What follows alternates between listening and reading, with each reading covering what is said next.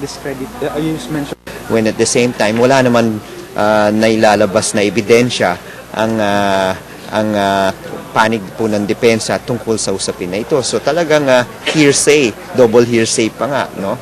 So yun po yung kinagalit ng mga senador at nakita naman po natin kung sino-sino yung mga tumayo.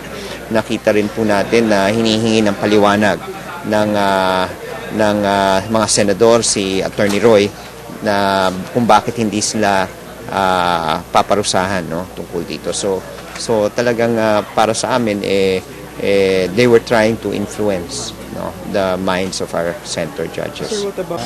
Well, they're conditioning the minds of the people. I don't know if they're laying the groundwork for possible actions on their part. I would not want anymore to state, no.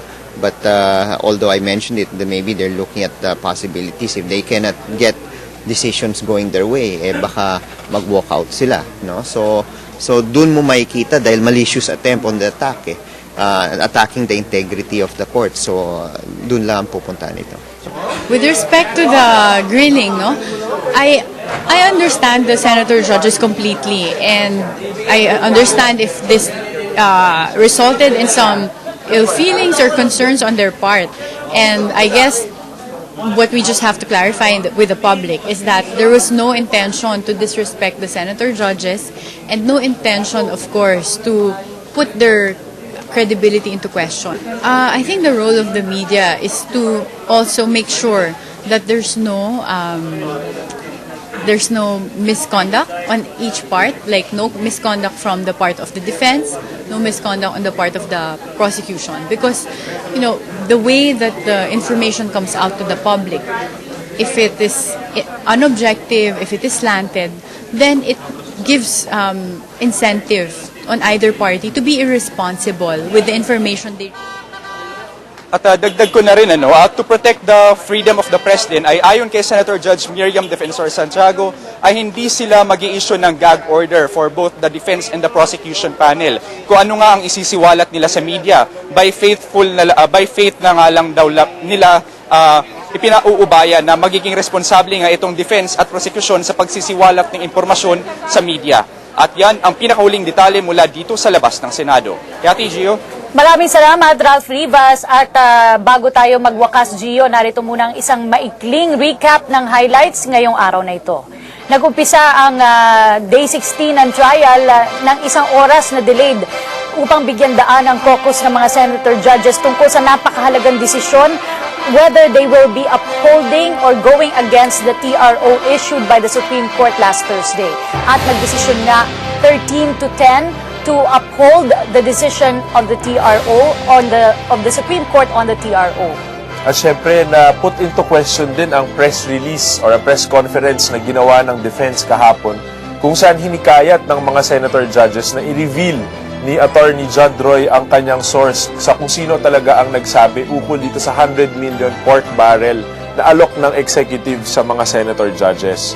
Makikita natin na nagkaroon ng maliit din na debate mula kay Senator Miriam pagkatapos kung ano ba talaga yung benchmark ng betrayal of public trust kapag pinag-uusapan ng issue ng SALN at maraming usapin ukol sa evidence in motion, judicial precedents at marami pang iba ang nabukas sa debate nila ni Congressman Neil Tupas. Pinaliwanag isa-isa ng mga senator judges ang kanilang basehan ng pagboto, ang votes to uphold the TRO.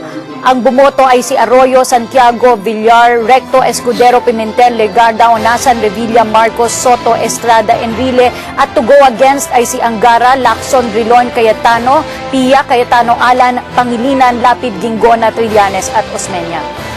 Dito nilabas din pagkatapos ng mga isyong ito, inilabas ang testigo o ang branch manager ng PS Bank Branch Katipunan, si Miss Annabel Teongson, na kung saan nung una nagkaroon pa ng mga tanong as to who or whose witness she is, no? At kung saan nga kinuha ng depensa si Miss Teongson bilang kanilang witness mismo dahil hindi daw yata pwedeng ipasok or walang liability si Miss Teongson dito sa impeachment court kung walang magkiklaim na kung sino or kanino po siyang witness. At sa kanyang testimonya, nalaman natin na noong 2007, isang account ang binuksan ni Chief Justice Corona na may opening balance na 2 million.